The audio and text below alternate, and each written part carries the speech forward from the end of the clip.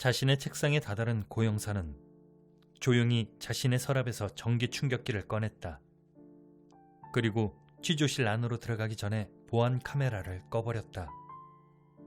도종을 안심시키고 한순간의 녀석을 끝낸 후에 메시지를 지워버려야 한다. 고 형사가 다시 취조실 안으로 들어섰을 때 도종이 다짜고짜 물었다. 미영인 지금 어디 있습니까? 분명히 타살을 당한 흔적이 있을 겁니다. 고 형사는 당황스러웠지만 최대한 태연하게 받아쳤다. 이미 우리가 살펴봤고 타살의 흔적 같은 건 없었어요. 다시 고 형사의 말은 존대로 바뀌었다. 그래도 제가 봐야겠습니다. 고 형사는 이미 미영의 화장이 끝난 걸 알고 있었지만 애써 태연하게 거짓말을 했다. 알겠습니다. 그렇게 하시죠. 고 형사는 도종이 앞서도록 손짓을 했다. 도종이 굳은 표정으로 일어나 문을 열려고 할 때 고 형사는 자신의 손에 든 전기 충격기를 뻗었다. 어떤 짐승도 한 번에 기절시킬 수 있는 강력한 전기 충격기였다. 도종이 순간적으로 돌아서며 고 형사의 팔을 쳐냈다. 공연히 전기 충격기는 공중에서 빠르륵 소리를 냈다. 넌 줄 알았어. 도종이 소리를 질렀고 이어 고 형사의 얼굴에 주먹이 장렬했다. 타고난 싸움꾼이다. 고등학교를 졸업할 땐 건달들이 그를 스카우트하기 위해 기웃거렸다. 그걸 걱정했던 아버지가 차라리 경찰이 되라는 유언을 남겼다. 합당한 싸움의 이유가 있다면 상대가 몇 명이라도 절대 물러서는 법이 없는 도종이었다. 상대가 강력반 형사라고 해도 도종의 상대가 될 수 없다. 비명을 지르며 엉거주춤 뒤로 물러선 고 형사는 코피를 쏟아내렸다. 얘기해 이 새끼야. 니들 짓이지. 강력반이라는 새끼들이 이렇게 허술하게 수사를 할 리가 없잖아. 니들 처음부터 미영이를 자살로 몰아간 이유가 뭐야? 고 형사가 도종이 말하는 틈을 타 반격을 가해왔다. 그러나 허사였다. 도종의 주먹이 다시 그의 얼굴에 그리고 복부에 꽂혔다. 도종은 비틀대는 고 형사를 의자에 앉히고는 바닥에 떨어진 전기 충격기를 손에 쥐었다. 말해! 눈앞에서 소리를 내는 전기 충격기에 고 형사는 겁에 질려버렸다. 말 안 하면 넌 죽어. 난 지금 내가 어떻게 되는 건 전혀 상관없어. 그러니까 죽고 싶지 않으면 말해. 그러나 순간 취조실의 문이 열렸고 3명의 건장한 형사가 안으로 뛰어들었다. 도종이 돌아섰을 때 2명이 그의 양팔을 잡았고 맨 마지막에 들어온 형사가 도종의 머리에 3단봉을 휘둘렀다. 그리고 도종은 마치 거짓말처럼 대자로 바닥에 뻗어버렸다. 도종이 깨어났을 때 유치장에 앉아 있었다. 그제야 자신이 얼마나 멍청한 짓을 했는지 깨달았다. 너무 흥분해서 경찰을 폭행했다. 좀 더 냉정해야 했었다. 허술한 유서와 미영이 술집에 나갔다는 어처구니 없는 사진을 보면서 그들이 미영이를 욕되게 한다는 생각에 화를 참지 못했다. 이상하다고 생각을 했었다. 처음부터 그를 의심하고 좀 더 냉정하게 대처를 했어야 했지만 자신은 스스로를 구렁텅이 속으로 밀어넣었다. 아마도 놈들은 미영이가 남긴 메시지를 지워버렸을 것이다. 녹음이라도 해놨어야 했지만 자신은 너무 멍청했고 유일한 증거는 사라져버렸다. 도종은 상관을 폭행했다는 혐의로 옷을 벗었다. 며칠 전 한 사내를 폭행하던 건달들과의 격투도 문제를 삼았다. 그들은 갑자기 선량한 시민이 되었고 도종은 과잉 대응을 한 사이코 경찰이 되어버렸다. 어쩐 일인지 처벌을 원하지 않는다는 피해자 고 형사의 선처로 집행유예를 선고받았다. 유치장으로 어머니가 찾아왔다. 어릴 때부터 다혈질이던 아들이었다. 그러나 이유 없는 싸움을 벌인 적은 없었다. 자신을 괴롭히거나 힘들게 하는 상대에겐 관대했다. 오히려 도종은 주위의 약자를 건드리고 괴롭히는 자들을 보면 가만히 있지를 못했다. 고등학교 담임이던 여선생은 도종이 보호 본능이 강한 아이라며 오히려 두둔을 했었다. 학교에선 평범한 아이들을 괴롭히는 양아치들과 싸웠고 졸업을 하고 나선 동네 상인들을 괴롭히는 깡패들과 싸웠다. 평소에는 온순하고 눈물이 많은 아들이었지만 일단 싸움이 시작되어 눈이 돌아가면 용서란 게 없었다. 만약 도종이 상관을 폭행했다면 분명한 이유가 있을 것이다. 괜찮다. 괜찮아. 어머니의 눈을 똑바로 쳐다보지 못하는 아들을 향해 날린 유일한 한마디였다. 고등학교를 졸업하고 군대를 다녀온 후 빈둥대던 아들이 경찰이 되었을 때 그녀는 세상을 다 가진 듯 기뻤었다. 아들이 판검사라도 된 듯 이웃집에 떡도 돌렸다. 도종을 한심하게 여기던 동네 사람들도 한편으로는 도종을 부러워하면서도 한편으로는 축하를 해줬다. 취직이 어려운 시절이고 더구나 철밥통 공무원이 되는 건 하늘의 별 따기 아닌가. 어머니를 마주한 도종은 그저 서럽게 눈물을 흘렸다. 미영이의 죽음으로 인한 충격과 어머니에 대한 미안함이 겹쳐 어떤 말도 할 수 없었다. 자신이 경찰 공무원에 합격했을 때 누구보다 기뻐했던 어머니의 모습이 눈에 선했다. 이제 자신은 어머니의 자랑이 아닌 예전보다 더 한심한 존재가 되었다. 그리고 앞으로 자신이 벌일 일들을 떠올렸다. 앞으로 어머니는 어쩌면 살인자의 어미라는 불명예를 안고 살아가게 될 것이다.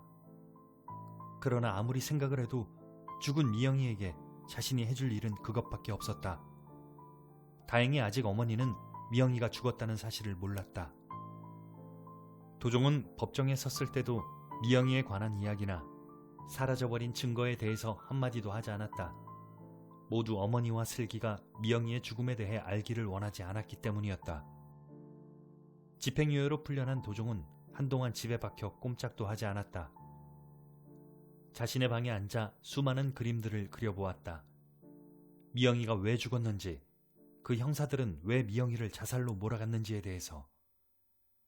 고형사 한 명을 어떻게 하는 것은 그리 어려운 일이 아니다. 하지만 미영이의 죽음에 대해서 책임이 있는 자들이 단지 고형사 한 명이라고 생각할 수가 없다. 만약 그를 잡아 고문이라도 해서 새로운 이름을 얻을 수는 있을 것이다. 그러나 이미 그땐 도종은 아마도 수많은 경찰들에게 쫓기고 있을 것이다. 그렇게 열흘이 지났을 때 어머니가 아들에게 물었다.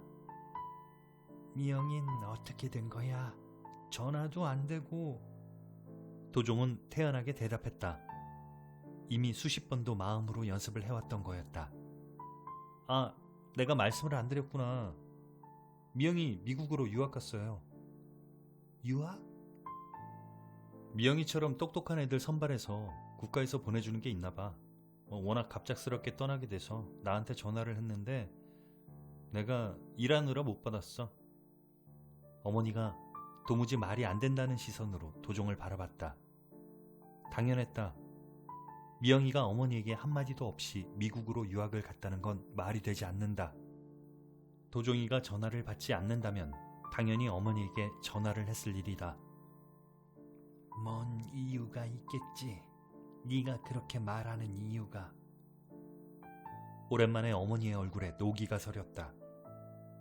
도종이 상관을 폭행했다는 이유로 경찰 옷을 벗고 법정에 섰을 때도 그런 표정을 짓지 않았던 어머니였다. 오랜 세월이 그녀를 단련시켰고 평소엔 수다를 떠는 할머니에 불과했지만 정작 커다란 일들에 대해선 말을 쉽게 하지 않았다. 연락 올 거예요. 미국에서 잘 정착하고 나면. 지금은 뭐 정신이 없을 테니까. 도종은 오랜만에 집을 나섰다. 두려웠다. 가야 한다고 몇 번을 다짐했지만 미영이가 안장된 납골당에 가서 영정사진일지언정 그녀의 두 눈을 마주할 자신과 용기가 없었다. 미영이의 영정사진을 보면서 도종은 그저 할 일 없이 눈물만 흘렸다. 그녀가 자살을 했다는 건물은 자신이 깡패들을 제압하던 바와 겨우 200m의 거리에 있었다. 자신이 전력을 다해 달렸다면 불과 30-40초면 닿을 거리였다. 그러나 다른 사람들을 구해내는 대신에 미영이를 죽였다.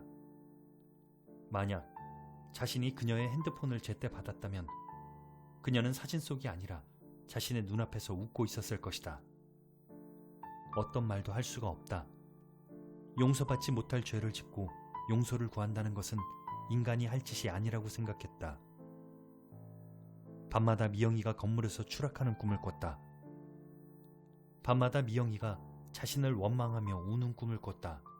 어떤 날엔 계속해서 미영이와 대화를 나눴고 누가 왜 그녀를 죽였는지 알아냈지만 잠에서 깨어나면 아무것도 기억이 나지 않았다. 낮도 밤도 없이 깨어있다가 기껏해야 한두 시간 얕은 잠에 들었을 때 꾼 꿈들이었다. 도종은 미영이와 처음으로 소주를 마셨던 포장마차에 앉았다. 녀석은 미성년자였지만 포장마차에서 소주 한 잔을 기울이는 게 자신의 로망이었다며 도종을 졸랐었다. 한 잔만 마시겠다고 했던 녀석은 소주를 한 병이나 마셨고 세상에서 가장 귀여운 주정을 부렸다. 도종은 아무도 없는 맞은편 잔에 소주를 따랐고 자신의 잔에도 소주를 따라 건배를 했다. 술이 달아오르기 시작하자 자신이 비겁하다며 자책을 하기 시작했다. 자신이 고용사를 가만두는 것은 겁이 나서가 아닐까? 미영이의 죽음 따윈 상관없이 어머니와 조카 슬기에 대한 걱정 때문에, 아니 평범하게 잘 살아내고 싶었던 인생이 통째로 날아가는 것에 대한 두려움 때문에, 어차피 피 한 방울 섞이지 않은 계집애로 인해 자신의 인생을 망칠 수는 없다고 생각한 것은 아닐까? 취기가 그의 정신을 흐렸다. 자신에 대한 자책이 더욱 커졌고 자신을 속인 고용사에 대한 증오가 커졌다. 그를 만날 필요가 있었다. 녀석을 납치해서 고문이라도 하면 왜 미영이가 죽었는지, 그리고 그들이 왜 미영이의 죽음을 자살로 몰아간 것인지 알아낼 수 있을 것이다. 그는 알코올의 힘에 용기를 얻어 마음의 결단을 했다. 지금 이 일을 해결하지 못한다면 자신은 겁쟁이가 되어 평생을 후회하며 살아갈 것이다. 술이 깨야 한다는 생각으로 어두운 골목을 걷기 시작했다. 어머니와 조카 슬기에게 술에 취해 흐느적대는 모습을 보이고 싶지는 않았다. 그리고 한 어두운 골목의 모퉁이를 돌았을 때 도종은 누군가가 휘두르는 쇠파이프에 맞고 거꾸러졌다. 사내들이 급히 도종을 봉고차 안에 실었다. 어두운 골목 안, 그 모습을 지켜보는 이는 아무도 없었다. 신속하게 움직이는 그들은 프로였다.